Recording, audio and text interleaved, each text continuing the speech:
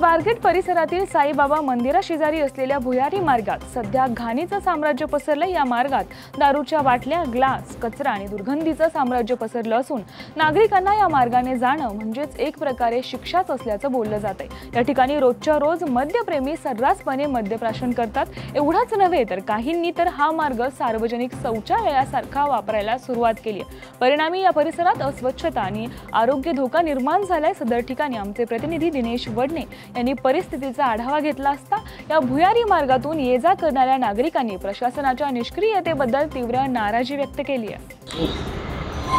आज आपण सध्या आहोत स्वारगेट रोड येथील साईबाबा मंदिरा शेजारी असलेला भुयारी मार्ग येथे आणि या ठिकाणी पाहायला गेलं तर अनेक दिवसापासून हा भुयारी मार्ग बंद होता। गेल्या काही दिवसापूर्वीच हा भुयारी मार्ग चालू केला असून पाहायला गेलं तर येथील जी स्वच्छता ही अतिशय बिकट आहे। पाहायला गेलं तर येथे खूप मोठ्या प्रमाणात घाणीचं साम्राज्य दिसत आहे।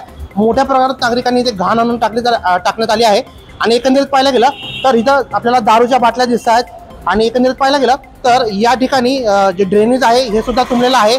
या ठिकाणी लाईटची व्यवस्था कुठे आपल्याला दिसत नाहीये। यामुळे हा जो मार्ग आहे अत्यंत धोकादायक बनला आहे। खास करून महिलांसाठी हा जो भुयारी मार्ग आहे हा धोकादायक आहे आणि काही नागरिकांनी सांगितल्याप्रमाणे या ठिकाणी रात्रीच्या वेळेस दारू प्यायला बसतात आणि तसेच हा जो भुयारी मार्गाचा वापर आहे हा काही लोकांनी शौचालय तसेच लघुशंकेसाठी केलेलं या ठिकाणी लोकांनी सांगितलं। या ठिकाणी तशा प्रकारची घाणी आपल्याला दिसत आहे। एकंदरीत पाहायला गेलं तर या ठिकाणी रोज प्रवास करणारे नागरिक आपल्यासोबत आहेत। आपण त्यांच्याकडून जाणून घ्या।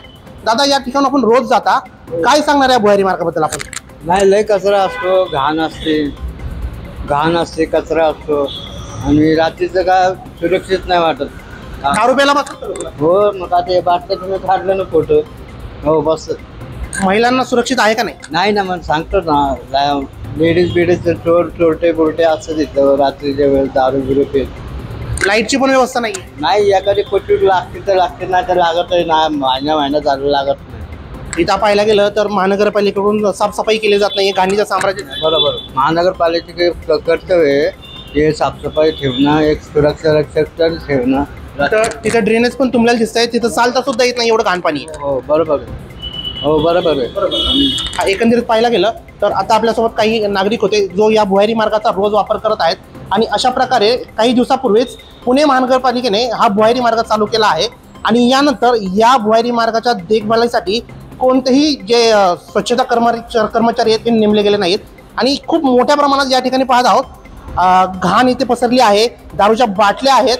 पण पुणे महानगरपालिका या भुयारी मार्गाकडे खूप मोठ्या प्रमाणात दुर्लक्ष करत आहे आणि एकंदरीत पाहायला गेलं तर काही मोठी घटना घडल्यानंतरच पुणे महानगरपालिका या ठिकाणी लाईटची व्यवस्था किंवा साफसफाई करणार का हे आता आपल्याला पाहावं लागेल।